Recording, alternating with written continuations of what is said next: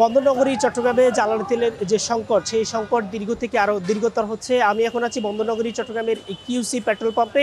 এখানে সকাল থেকে অর্থাৎ বেলা ফুরার আগেই কিন্তু চালকদের উপস্থিতি ছিল চোখে পড়ার মতো। আমরা দেখেছিলাম যে আসলে বন্দরনগরী চট্টগ্রামের শহরে প্রায় ৪৫টি পেট্রোল পাম্প রয়েছে। এর মধ্যে বেশিরভাগ পেট্রোল পাম্প কিন্তু তেল না থাকার অজুহাতে বন্ধ করে দেওয়া হয়েছে, বন্ধ দেখানো হচ্ছে এবং বলছেন যে আসলে এখানে ফুয়েল সংকট রয়েছে। তবে এই পেট্রোল পাম্পটিতে আমরা দেখেছিলাম আসলে জ্বালানি তেলের যখন সংকটময় মুহূর্ত ছিল, ঠিক তখনও তারা তেল দিয়ে সহযোগিতা করেছেন। আমরা পেট্রোল পাম্প কর্তৃপক্ষের সাথে কথা বলবো, আপনাদের চাহিদা কতটুকু ছিল, কতটুকু তেল দিয়েছে।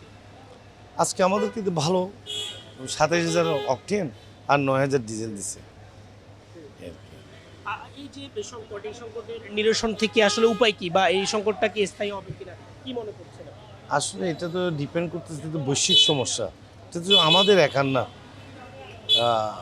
আমরা তো মনে করি যদি যুদ্ধ বন্ধ হয়ে যায় মনে হচ্ছে যে এই সমস্যার সমাধান হবে।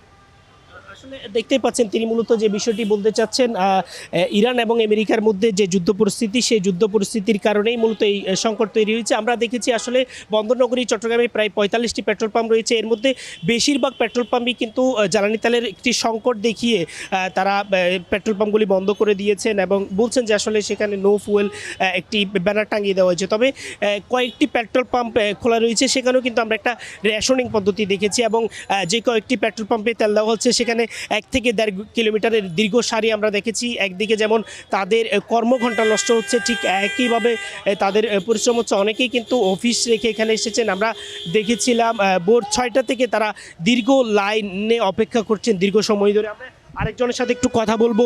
কয়টা থেকে অপেক্ষা করছেন, কয়টা থেকে? ভাইয়া আমি ৬টা থেকে লাইনে আছি, ভোর ৬টায় থেকে লাইনে দাঁড়িয়ে আছে এখন। আসলে দেখতেই পাচ্ছেন তারা আসলে খুব ভোর সকাল থেকে কিন্তু তারা অপেক্ষা করছেন। আসলে তাদের যে জ্বালানি তেলের সংকট, সেই সংকটের কারণে তারা দীর্ঘ সময় অপেক্ষা করে জ্বালানি সংগ্রহ করছেন। যেহেতু বন্দরনগরী চট্টগ্রামের বেশিরভাগ পেট্রোল পাম্পে ফুয়েল নেই এবং যে কয়েকটি পেট্রোল পাম্পে তেল দেওয়া হচ্ছে সেখানে একটি রেশনিং পদ্ধতিতে তেল দেওয়া হচ্ছে, কোথাও ২০০ থেকে ৩০০ টাকা। তবে এই পেট্রোল পাম্পটিতে আমরা দেখেছিলাম ৫০০ থেকে ১,০০০ টাকার পর্যন্ত তেল দেওয়া হচ্ছে।